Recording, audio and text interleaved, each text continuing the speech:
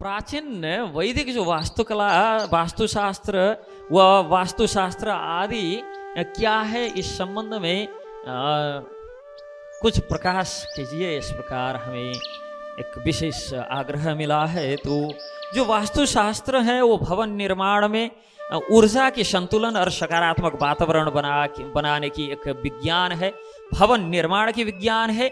और वो भवन निर्माण के क्रम में वो भवन में ऊर्जा के संतुलन एवं सकारात्मक वातावरण के प्रवाह करने का एक जो विज्ञान है, वो विज्ञान को वास्तुशास्त्र कहते हैं। और उसको श्रृंगार करने की जो कला है उसको वास्तुकला कहते हैं। वास्तुशास्त्र प्राचीन वैदिक वास्तुकला का एक महत्वपूर्ण जो शास्त्र है, जिसमें भवन निर्माण, वास्तुकला और गृह नियोजन आदि सिद्धांत स्पष्ट रूप से व्याख्या किया गया है। यह शास्त्र प्राकृतिक तत्वों, दिशा निर्देश के संतुलन पर आधारित है, ताकि निवास स्थान जो है उसमें ऊर्जा का संतुलन, सकारात्मक वातावरण आदि स्थापित किया जा सके।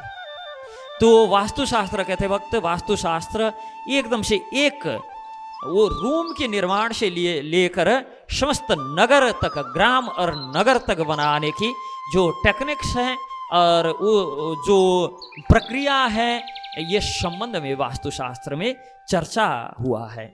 और वास्तुशास्त्र एक धार्मिक दृष्टि से देखा जाए तो ये धार्मिक ग्रंथ है, लेकिन धार्मिक एवं सांस्कृतिक परंपराओं से जुड़ा हुआ इंजीनियरिंग है वास्तुशास्त्र, इंटीरियर डिजाइनिंग इत्यादि है वास्तुकला। अब इनमें समस्त रूप से व्यवहारिक, वैज्ञानिक, इंजीनियरिंग एवं गणितीय दृष्टिकोण शामिल है। और ये वास्तुशास्त्र का जो परिचय, हम वास्तुशास्त्र जो वास्तु एवं शास्त्र मिल के जो शब्द बनता है, वास्तु का अर्थ होता है भवन और शास्त्र का अर्थ होता है ज्ञान। तो भवन संबंधी ज्ञान, ये शास्त्र जो है निर्माण कला, वास्तुकला, गृह निर्माण आदि का सिद्धांत जिस ग्रंथ में संग्रहित है, जिस ग्रंथ ने ये सब जो विषयों पर चर्चा किया है और सत धर्म के हिसाब से निरूपण किया गया है, और जो पर्यावरण, दिशा, प्रकृति, प्राकृतिक तत्व आदि के सामंजस्यता का साथ स्थापित करने में, निर्माण आदि को स्थापित करने में सहायता करता है, उसको वास्तुशास्त्र कह सकते हैं। तो वास्तुकला और इंजीनियरिंग को हम अगर तुलनात्मक दृष्टि से हम अगर देखते हैं, तो जैसे वास्तुशास्त्र में भवन निर्माण के लिए दिशा और स्थान का चयन जो है उसको अधिक महत्व दिया गया है। वास्तु के अनुसार विभिन्न दिशा का विभिन्न देवता जो होते हैं और उनके साथ वो देव तत्वों के साथ संबंध स्थापित होते हैं। जैसे पूर्व दिशा की ओर ऊर्जा जो है सूर्य और ऊर्जा के लिए श्रेष्ठ माना गया है। जैसे उत्तर दिशा धन और समृद्धि के लिए महत्वपूर्ण माना गया है।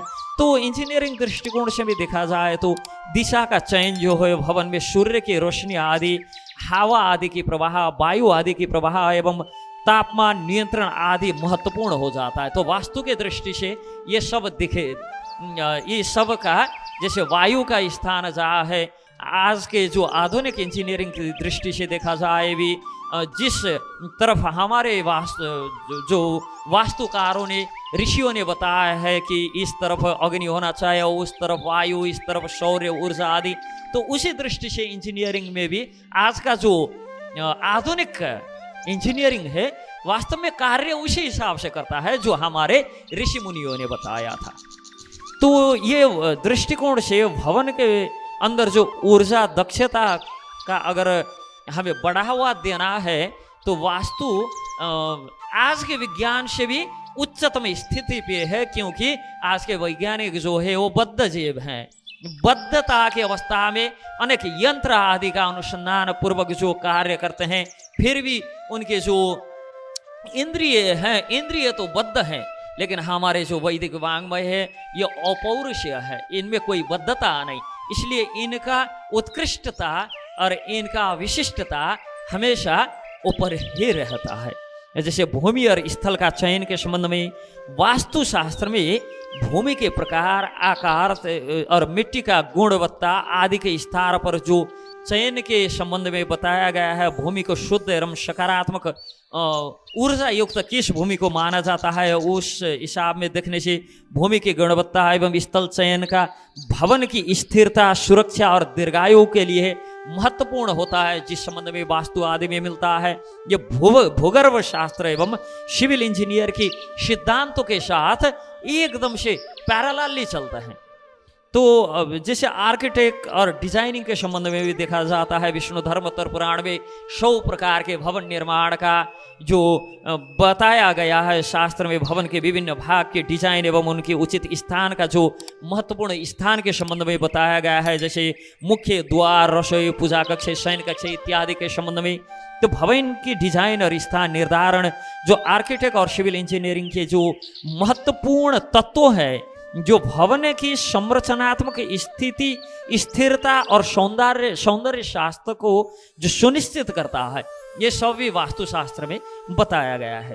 तो गणितीय दृष्टिकोण से देखने से वास्तु पुरुष एवं जो वास्तु मंडल है, वास्तुशास्त्र में जो एक ग्रिड संरचना का जो उपयोग होता है, जिसे वास्तु पुरुष मंडल भी कहते हैं, ये 8x8, 9x9 का जो ग्रिड होता है, जिसमें विभिन्न देवताओं एवं प्रकृति तत्वों का प्रतिनिधित्व किया जाता है। यह ग्रिड गणितीय अनुपात और जो जियोमेट्रिकल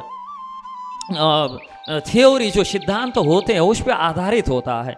तो जो भवन एवं विभिन्न भाग में संतुलन एवं सामंजस्यता स्थापित करने के लिए ये सब गणित के ये सिद्धांत, जियोमेट्री के सिद्धांत, और आपको पता है कि जियोमेट्री जो है वो संस्कृत शब्द ज्यामिति से ही बना है। तो ये वास्तुकला के लिए स्थिर एवं संगठित जो ढांचा जो प्रदान करता है। वास्तुशास्त्र में अनुपात एवं मापन का जो है अधिक महत्व है। भवन के निर्माण में दीवार, कमरे आदि अन्य तत्वों का आकार एवं अनुपात विशेष रूप से ध्यान रखा जाता है। ये सिद्धांत जो पाइथागोरस आदि कह के आजकल कहते हैं लोग, हम तो बोधियान को, शुल्ब सूत्र आदि को इसका मूल कारक मानते हैं, अब फिर भी आज के लोग जो पाइथागोरस आदि को इसका श्रेय देने में लगे पड़े हैं।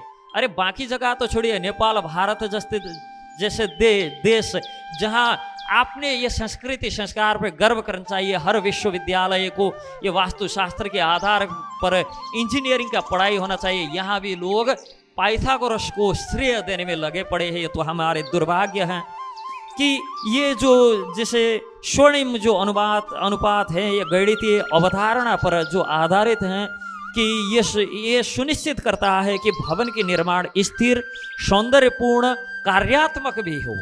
तो वास्तुशास्त्र के दृष्टि से और ये सब करने से भवन की स्थिरता, सुदृढ़ता, सौंदर्य, स्थिरता, कार्यात्मकता तो पूर्ति होती है, उससे भी ज्यादा क्या है, सकारात्मक ऊर्जा कि वास्तुशास्त्र के अनुसार उचित दिशाओं तथा तत्वों का संतुलन मिलने से एक ऊर्जा प्रवाहित होता है घर में, जो हमेशा घर में रहने वाले लोग को सकारात्मक ऊर्जा की ओर और सकारात्मक सतमार्ग की ओर प्रेरित करता है, जिसके कारण से वो घर में रहने वाले लोग स्वस्थ, धनी, समृद्धि युक्त, ऐश्वर्यशाली और सबसे उपरत ज्ञानी एवं परमार्थ के मार्ग में चलने वाले होते हैं।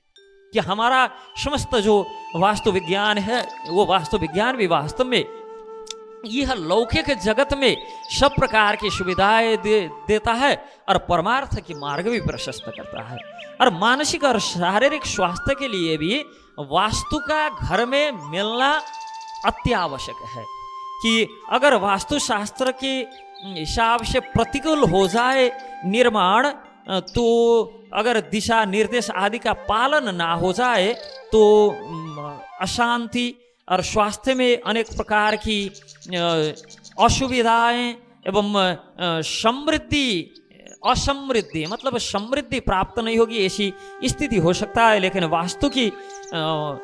वास्तुशास्त्र एवं प्राकृतिक जो तत्वों एवं दिशा निर्देश आदि का पालन करने से व्यक्ति में मानसिक स्वास्थ्य की प्राप्ति होगी, मानसिक शांति की प्राप्ति होगी, स्वास्थ्य और समृद्धि में सुधार होता जाएगा, किसी प्रकार की कलह नहीं रहेगी। इस प्रकार सामाजिक एवं सांस्कृतिक लाभ भी प्राप्त होगा कि वास्तुशास्त्र सांस्कृतिक एवं धार्मिक मान्यता को सम्मान करती हुए भवन निर्माण करने से जो है कि समस्त वैज्ञानिक टेक्निक्स भी वहाँ पे समाहित हो जाता है और ऊपर से समस्त धार्मिक मान्यता एवं सांस्कृतिक मान्यता के भी उसमें समाहित कर सकते, जिससे समाज में भी एक हिसाब से सामंजस्यता कायम हो सकता है। तो और जो वास्तु है वो प्रकृति अनुकूल है, तो जो आधुनिक निर्माण विज्ञान है वो प्रकृति प्रतिकूल है, इसलिए दीर्घता नहीं है उसमें। लेकिन जो वास्तुशास्त्र अनुकूल का निर्माण पद्धति है वो प्रकृति अनुकूल होने से उसमें दीर्घता है। तो वास्तुशास्त्र एक हिसाब से समग्र जो विज्ञान है वास्तु की, जो वास्तुकला, इंजीनियरिंग, गणित एवं आध्यात्मिकता का सम्मिश्रण है, ये होलिस्टिक है। तो ये केवल भवन निर्माण में वैज्ञानिक दृष्टिकोण और टेक्निक का ज्ञान सिर्फ नहीं है, बल्कि ये जीवन में संतुलन, सामंजस्यता और सकारात्मक का बढ़ावा देने वाला महत्वपूर्ण जो विधि और प्रक्रिया हमारी महर्षियों का देन है। हरे कृष्ण।